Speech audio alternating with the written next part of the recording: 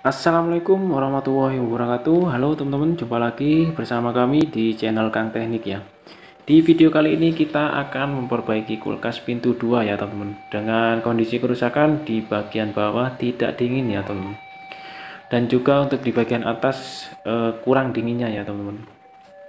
Nah teman-teman misalkan menemukan kasus yang seperti ini, untuk merek-merek yang lain untuk pengecekannya itu hampir sama ya teman-teman langkah-langkahnya.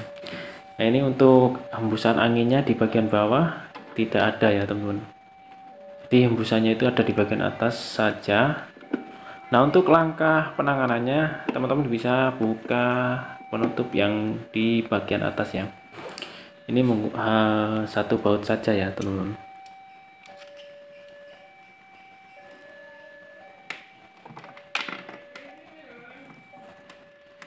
Di sini ada dua penutup ya teman-teman. Ini tinggal kita congkel di bagian atas sambil ditarik ya.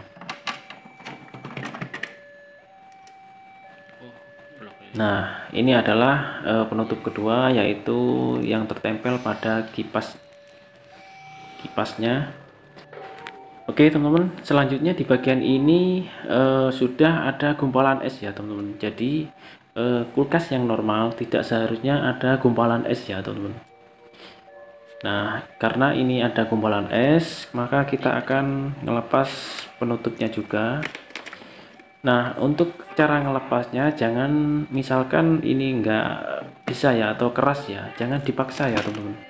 Jadi teman-teman itu bisa menggunakan air panas ya untuk menyiram gumpalan esnya ini dulu supaya cair, agar penutupnya ini bisa dibuka ya teman-teman. Nah di sini sudah saya siram menggunakan air panas ya, jadi nggak ada gumpalan es. Jadi kalau sudah seperti ini, tarikannya itu akan lebih mudah ya untuk melepasnya. Nah, cara ngelepasnya tinggal lepas di bagian atas, lalu kita tarik seperti ini, kita tarik ke atas.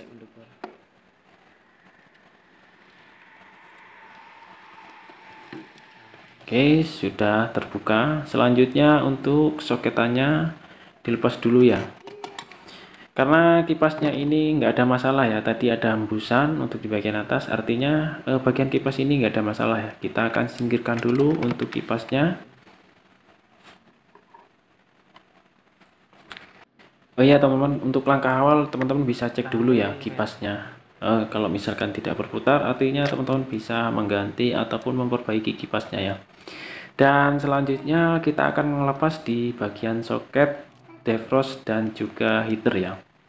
Karena saya akan mengecek bagian-bagian yang paling sering terjadi kerusakannya ya teman-teman.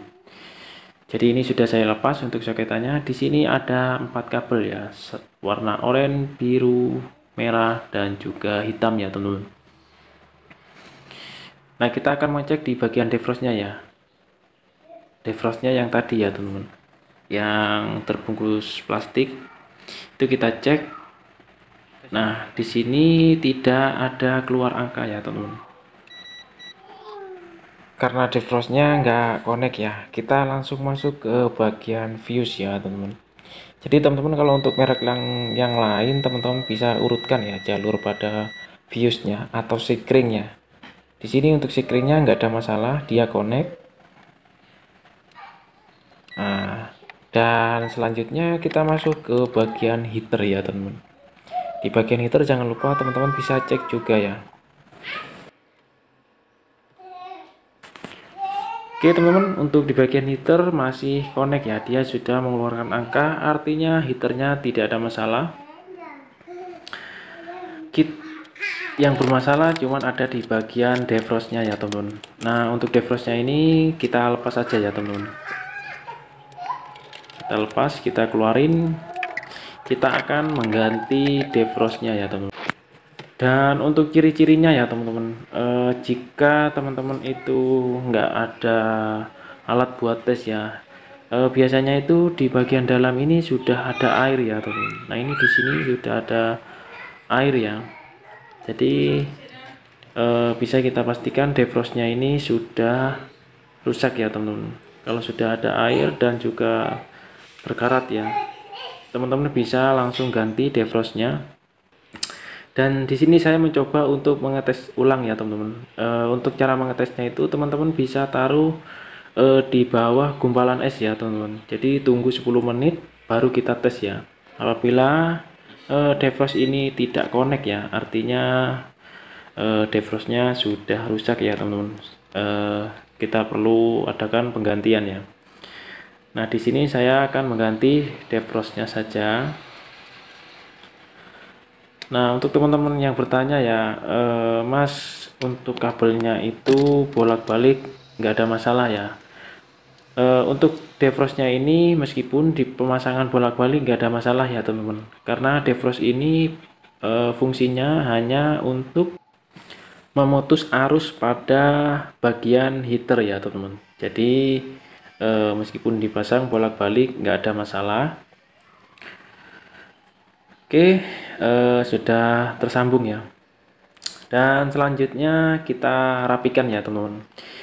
Untuk isolasinya di sini saya menggunakan isolasi bakar ya teman-teman. Untuk alasannya itu supaya air tidak mudah masuk ya teman-teman. Kalau kita menggunakan isolasi bakar itu lebih rapat ya teman-teman. Jadi karena di bagian evap ini air ya, jadi agar tidak mudah tidak mudah masuk ya airnya ya. Oke, tinggal kita bakar seperti ini. Oke, bila perlu bisa dipasang double ya untuk isolasi bakarnya agar lebih aman ya teman-teman. Nah, di sini saya menggunakan 2 isolasi bakar agar tidak mudah bocor ya sambungannya.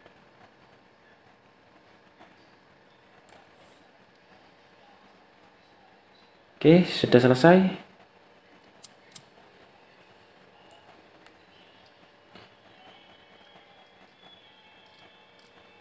Selanjutnya kita akan pasang kembali ya teman-teman.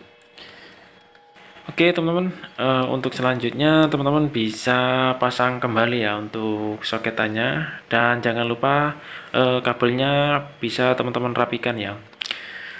Oke teman-teman, sekian dulu video dari kami, semoga bermanfaat. Jika ada pertanyaan silahkan tinggalkan komentar di bawah. Insya Allah saya bantu jawab ya teman-teman.